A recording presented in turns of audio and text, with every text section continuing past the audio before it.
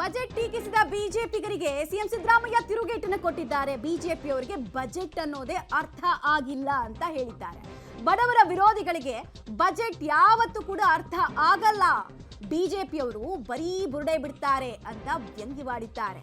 ಈ ಬಾರಿ ಕಾಂಗ್ರೆಸ್ಗೆ ಜನ ಲೋಕಸಭೆ ಚುನಾವಣೆಯಲ್ಲಿ ಆಶೀರ್ವಾದವನ್ನ ಮಾಡ್ತಾರೆ ಅಂತ ಭರವಸೆಯನ್ನ ಕೂಡ ವ್ಯಕ್ತಪಡಿಸಿದ್ದಾರೆ ಸಿಎಂ ಸಿದ್ದರಾಮಯ್ಯ. ತಯಾರಿ ಮಾಡ್ತಾ ಇದ್ದೀವಿ. ಈ ಸಾರಿ ಕನಿಷ್ಠ 20 ಲೋಕಸಭಾ ಸ್ಥಾನಗಳನ್ನು ಗೆಲ್ತೀವಿ. ನಾವು ಬಿಜೆಪಿಯವರು ಬುರುಡೆ ಹೊಡಿತಾ ಇದ್ದಾರೆ 28 ಗೆಲ್ತೀವಿ ಅಂತ. ಯಾಕಂತಂದರೆ ಅವ್ರಿಗೆ ಗೊತ್ತಾಗಿದೆ ಜನ ಈ ಸಾರಿ ಮತ್ತೆ ಕಾಂಗ್ರೆಸ್ ಪಕ್ಷಕ್ಕೆ ಆಶೀರ್ವಾದ ಮಾಡ್ತಾರೆ ಅಂತ ಗೊತ್ತಾಗಿದೆ. ಅದಕ್ಕೆ ಸುಳ್ಳುಗಳನ್ನು ಹೇಳ್ತಾ ಇದ್ದಾರೆ. ಈಗ ನಾವು ತೀರ್ಮಾನ ಮಾಡೋದು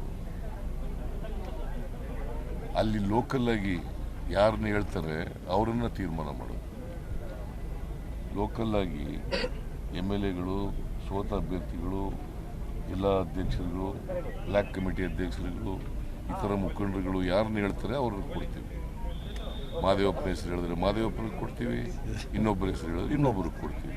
ಈಗ ಒಂದೇ ಪಕ್ಷ ವಿರೋಧ ಪಕ್ಷ ಇರೋದು, ಎರಡಿಲ್ಲ. ಈಗ ಒಂದೇ ಒಂದು.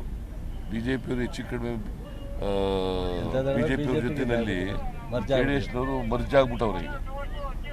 ಯಾಕೆಂತಂದ್ರೆ ಅವರು ಓಲಿ JDS ಥರನೂ ಕೂಡ ಕೆಲಸ ಮಾಡ್ತಾ ಇಲ್ಲ. JDS ಪಕ್ಷ ಒಂದು ಪ್ರತ್ಯೇಕ ಪಕ್ಷವಾಗಿ ಕೆಲಸ ಮಾಡ್ತಾ ಇಲ್ಲ.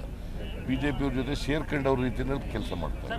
ಅವ್ರಿಗೆ ಬಜೆಟ್ ಬಗ್ಗೆ ಗೊತ್ತಿಲ್ಲ. ಯಾಕೆಂದ್ರೆ ಬಡವರು ವಿರೋಧಿ ಯಾರು ಇರ್ತಾರೆ ಅವ್ರಿಗೆ ಬಜೆಟ್ ಅರ್ಥ ಆಗಲ್ಲ. ಯಾಕೆಂದ್ರೆ ಬಡವರು ಪರವಾಗಿ ಮಾಡಿರ್ತಕ್ಕಂಥದ್ದು ನಾವು. ಅವ್ರಿಗೆ ಬಜೆಟ್ ಅರ್ಥ ಆಗಿಲ್ಲ. ಯಾಕೆಂದ್ರೆ ಬಡವರು ವಿರೋಧಿ ಯಾರು ಇರ್ತಾರೆ ಅವ್ರಿಗೆ ಬಜೆಟ್ ಅರ್ಥ ಆಗಲ್ಲ. ಯಾಕೆಂದ್ರೆ ಬಡವರು ಪರವಾಗಿ ಮಾಡಿರ್ತಕ್ಕಂಥದ್ದು ನಾವು. ಇದು ಸಿಎಂ ಸಿದ್ದರಾಮಯ್ಯ ಅವರ ಮಾತು. ಮಂಡ್ಯದಲ್ಲಿ ಕಾಂಗ್ರೆಸ್ ಯೋಜನೆ ಫಲಾನುಭವಿಗಳ ಸಮಾವೇಶಕ್ಕೆ ಹೋಗುವಂತಹ ಸ್ವಲ್ಪ ಹೊತ್ತಿನ ಮುಂಚೆ ಈ ರೀತಿಯಾಗಿ ಬಿಜೆಪಿಗೆ ತಿರುಗೇಟನ್ನು ಕೊಟ್ಟರು. ಹಾಗೆ ಹಳೆ ಮೈಸೂರು ಭಾಗದ ನೆಲದಲ್ಲೇ ನಿಂತ್ಕೊಂಡು JDSನವರಿಗೂ ತೀಕ್ಷ್ಣವಾಗಿ ತಿರುಗೇಟನ್ನು ಕೊಟ್ಟರು. ವಿಲೀನ ಆಗ್ಬಿಟ್ಟಿದ್ದಾರೆ ನೋಡಿ ಅವ್ರು ಬಿಜೆಪಿಗರ ಜೊತೆಗೆ ಅಂತ ಹೇಳಿದ್ರು.